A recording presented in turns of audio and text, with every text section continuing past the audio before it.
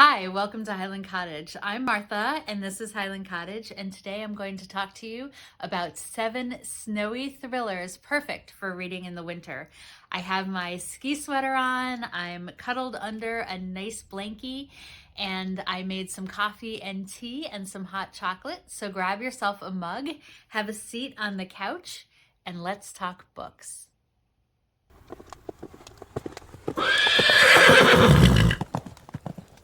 In the drift, 3 groups of people are fighting for survival in a terrible snowstorm.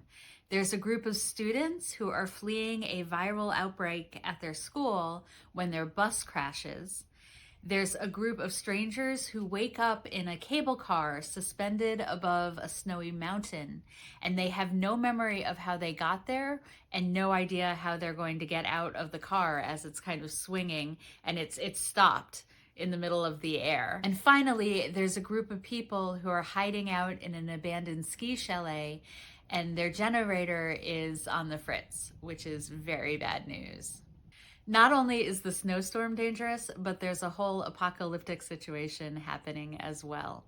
I started this book in the evening and ended up staying up all night because I simply could not put it down, and I couldn't go to sleep until I reached the end.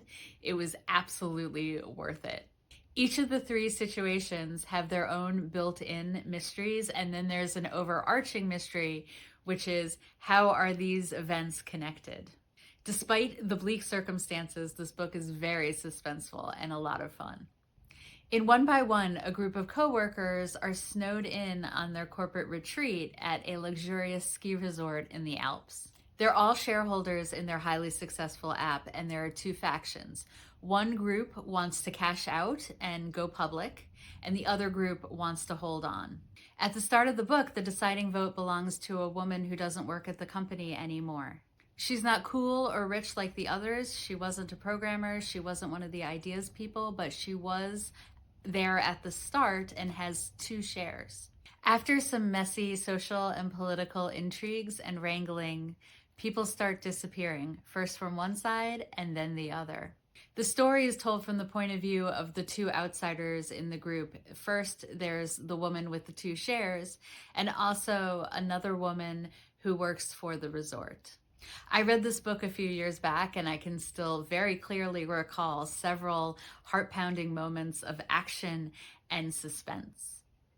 I'm surprised by how much I love Shiver, given that I've never been snowboarding and I don't follow the sport. So even if you're not a big fan of snowboarding, know that this book is super fun.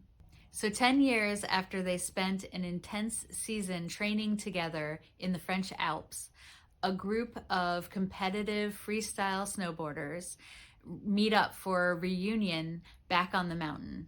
This book has a dual timeline. We are following them during that season in the past, and we're also seeing what's happening as they catch up with each other now in the present. A decade ago, it was all soap opera bed hopping and shifting friendships and a little bit of mean girl behavior until a tragic accident left one of them paralyzed and another one disappeared.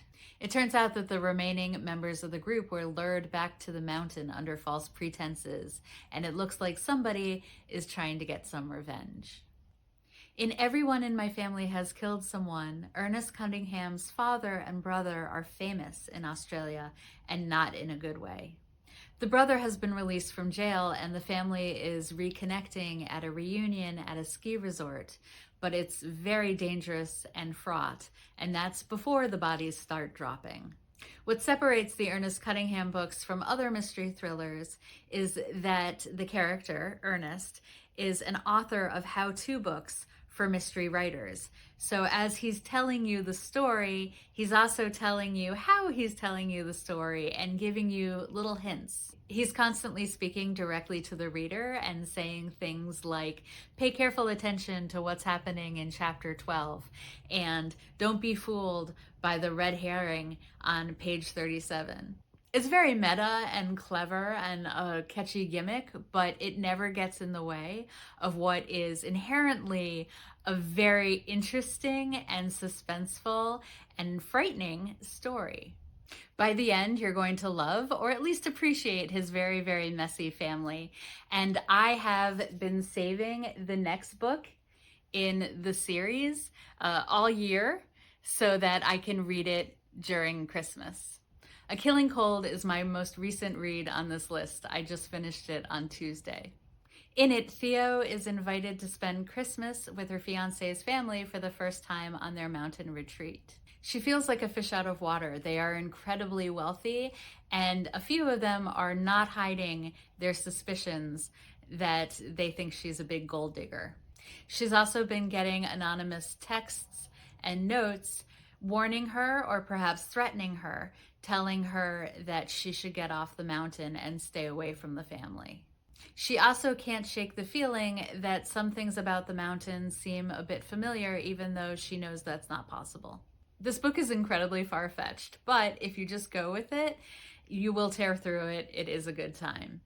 Freida McFadden is the current queen of the thriller bestseller list, and some people have feelings about that. I don't. I'm neither here nor there. I've only read a few of her many, many, many books, but Never Lie is hands down my favorite. In it, a couple go house hunting in a terrible snowstorm, like you do, and end up getting trapped in the house that they're looking at. While they're there, the wife discovers a secret room full of audio tapes that were made by the psychiatrist who was the previous owner of the house and who has since gone missing. Also, while they're holed up in the house, there are some strong indications that they might not be alone. This book has plot holes big enough to drive a snowplow through, and I absolutely do not care. It is not high literature. It is the 3-starriest of 3-star books. It will not change your life, but it is absolutely great. It is very likely that you are going to end up canceling all of your plans just so you can finish it because you are going to race through it. And finally, in Rock, Paper, Scissors, a couple whose marriage is failing win a trip to Scotland, and they end up, say it with me, getting snowed in and trapped in the house. The husband, Adam, is a screenwriter with face blindness, which is a real condition, which makes it impossible for people with it to recognize anyone based on their faces alone. And that includes their loved ones, you know, their moms, their dads, their husbands, their wives. They rely on other strategies like posture and hairstyle and voices in order to know who they're speaking to at any given moment. While the husband and wife are there, they discover some strange things about the house, and there's some power outages, and they can't shake the feeling that they're being watched. Mixed in with the present day story, there are a series of anniversary letters written to the husband that show you how the marriage went wrong. I don't want to say anything more about it. Nobody does a twist like Alice Feeney, and I promise that if you go in blind, your gob will be truly smacked. It's so good and super layered and perfect for a snowy night. So that's it. 7 thrillers perfect for a little winter mood reading. If you haven't subscribed already, please do. It really helps me and the channel. I'll talk to you soon. Bye.